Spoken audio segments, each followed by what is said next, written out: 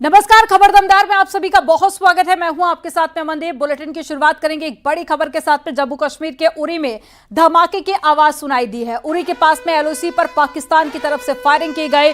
पाकिस्तान ने army bunker को निशाना बनाया है। एलओसी पर उरी में दोबारा से गोलाबारी शुरू हो गई है। एक बड़ी खबर आपको बता रहे हैं। तो उरी जो कि एक पूरा सेंसिटिव एरिया है और बॉर्डर यहां से लगता है जम्मू कश्मीर के, उरी में एक बार फिर से धमाके की आवाज सुनाई दी है। आज सुबह एलजी मनोज सिन्हा भी यहां पर पहुंचे थे। वहां पहुंचकर उन्होंने हालातों का जायजा भी लिया था। दो तस्वीरें आपको दिखा रहे हैं और धमाके की आवाज यहां पर सुनाई दी है। एलओसी पर पाकिस्तान की तरफ से फायरिंग की गई है और पाकिस्तान ने आर्मी बंकर को निशाना बनाया है। सिविलियंस और साथ ही आर्मी पर अटैक करने की कोशिश बार बार पाकिस्तान की नाकाम हो रही है, क्योंकि भारत की तरफ से पूरी तैयारी की गई है। कल भी जानकारी दी गई प्रेस कॉन्फ्रेंस करके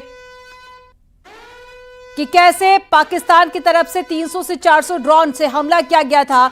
हर एक ड्रोन को भारतीय सेना ने मार गिराया और ये दो तस्वीरें आपको दिखा रहे हैं। फायरिंग के बाद में जो सायरन थे उनकी आवाज भी सुनाई दी। इससे पहले गृह मंत्री अमित शाह ने जब बैठक की थी, उन्होंने कहा था कि जो भी सेंसिटिव एरिया है, जो बॉर्डर से लगते एरिया है, उन सभी को दूसरी जगह पर शिफ्ट किया जाए, उन सभी को सुरक्षित जगह पर जाने के लिए कहा गया था, ताकि इसमें कोई भी जनहानि ना हो, क्योंकि पाकिस्तान की तरफ से सिविलियंस पर अटैक किया जा रहा है और उन बेगुनाहों को निशाना बनाया जा रहा है। ये तस्वीरें आपको दिखा रहे हैं। उरी में भी धमाके की आवाज सुनाई दी है, जिसके बाद में ये सायरन बजना शुरू हो गए। हालांकि जो बॉर्डर वाले इलाके थे उन सभी को खाली करा लिया गया है। सभी को एक सुरक्षित जगह पर शिफ्ट किया जा रहा है और ये तस्वीरें आपको जम्मू एंड कश्मीर के उरी की दिखा रहे हैं, जहां पर ये सायरन की आवाज भी आपको सुनाई देगी, जो कि फायरिंग के बाद में लगातार सायरन बजा। उसके बाद में ब्लैकआउट भी यहां पर कर दिया गया। तो एक बड़ी खबर। और ये देखिए, जो गोलीबारी वहां पर की गई है उसके सबूत भी आपको ये तस्वीरों में नजर आएंगे। देखिए, एक शख्स जो कि हाथ में गोली लिए दिखा रहा है और साथ ही ये एक्सक्लूसिव तस्वीरें आपको दिखा रहे हैं जहां पर फायरिंग की गई है। ये शाम होने से पहले की तस्वीरें हैं और अभी फिलहाल यहां पर ब्लैकआउट कर दिया गया है और साथ ही सभी लोगों को जो यहां पर रहते हैं, जिनके घर थे, उन सभी को शिफ्ट किया गया है।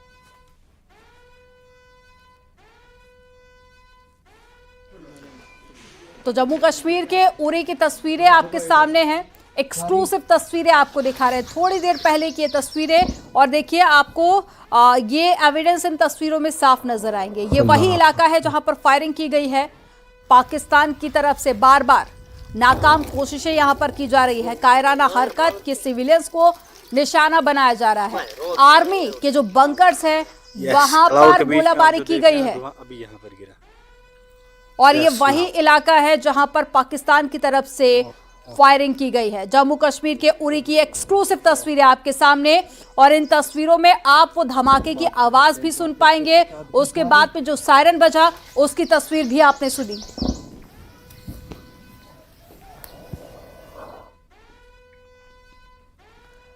प्रधानमंत्री की तीनों सेना प्रमुखों के साथ में बैठक खत्म हो गई है। पीएम आवास पर सैन्य प्रमुखों के साथ में अहम बैठक हुई थी।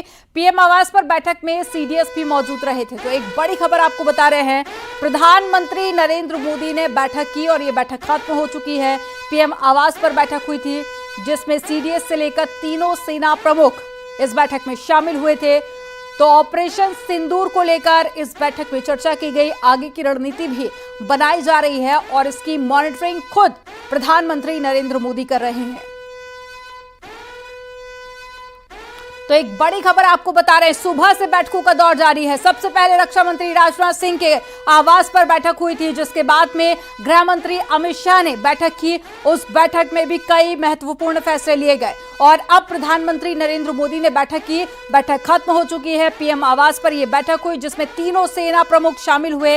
इसके अलावा सीडीएस भी इस बैठक में शामिल हुए। तो पीएम नरेंद्र मोदी और साथ ही जो केंद्रीय मंत्री हैं लगातार बैठकें कर रहे हैं। कई बड़े फैसले सरकार की तरफ से लिए जा रहे हैं। विपक्ष के भी स्टेटमेंट आ रहे हैं सामने। विपक्ष का कहना है कि वो पूरी तरह से सरकार के समर्थन में है। ज्यादा जानकारी के साथ में अनूप गुप्ता जुड़ गए हैं। अनूप, बैठक को लेकर क्या जानकारी मिल पाई है? देखिए, आपको बता दूं कि थोड़ी देर पहले रक्षा मंत्री राजनाथ सिंह भी बैठक के लिए पहुंचे हैं और बहुत ही महत्वपूर्ण बैठक कही जा सकती है, क्योंकि जिस तरीके से पिछले 24 घंटे में घटनाक्रम लगातार तेजी से बदल रही है और जिस तरीके से पाकिस्तान लगातार उकसाने वाले कदम उठा रहा है, उस सारी बातों की जानकारी प्रधानमंत्री नरेंद्र मोदी को दी जा रही है। साथ ही ये बताया जा रहा है कि किस तरीके से भारत बहुत ही संयम के तौर पर जो है वो कार्रवाई कर रहा है, क्योंकि देखिए जो प्रेस वार्ता हुई थी उसमें साफ तौर से कहा था कि किस तरीके से पाकिस्तान एक तरफ हमले कर रहा है, दूसरी तरफ अपने सिविल एयरलाइंस का उपयोग अपने शेल्टर के लिए कर रहा है। तो ये तमाम बातों की जानकारी प्रधानमंत्री नरेंद्र मोदी को दी जा रही है, क्योंकि देखिए अभी भी पाकिस्तान बाज नहीं आ रहा। लगातार अगर देखेंगे तो अभी भी कई बॉर्डर इलाके पर सेलिंग लगातार पाकिस्तान की तरफ से की जा रही है, यानी पाकिस्तान अभी भी रुकने का नाम नहीं ले रहा है। जबकि आपको मालूम होगा कि आज सुबह ही सरकार के तरफ से दुनिया के देशों के सामने कह सकते हैं कि लोन के लिए हाथ पसारना पड़ा, यानी कि पाकिस्तान जिस तरह से पाकिस्तान के आर्थिक हालात हैं उसके बावजूद देखिए कि पाकिस्तान बाज नहीं आ रहा है। भारत के लगातार ये कहने के बावजूद भी कि वो कभी भी अपने तरफ से कोई कार्रवाई नहीं करेगी।